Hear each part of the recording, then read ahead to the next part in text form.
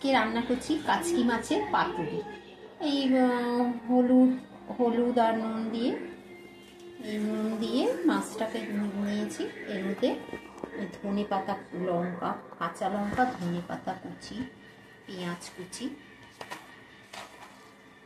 Tomato কুচি সব একসাথে নিয়ে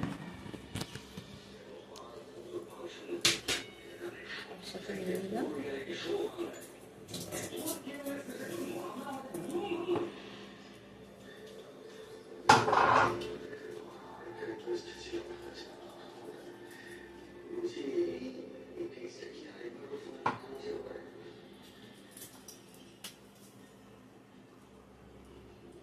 সর্ষে, কাঁচা লঙ্কা, পোস্ত এই তিনটে পেস্ট করে নিয়েছি।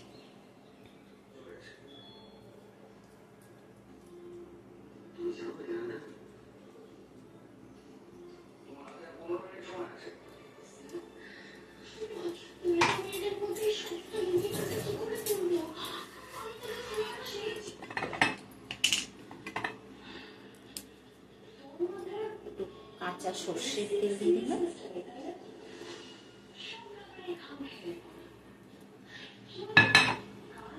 এটা ভালো করে মেখে নিই।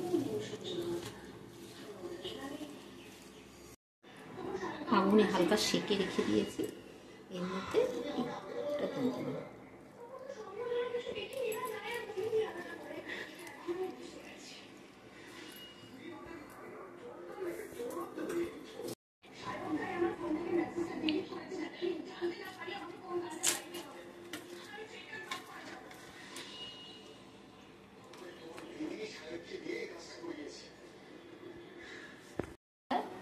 মুড়ে নিলাম, নিয়ে এটা তেলে ভেজে নিতে হবে।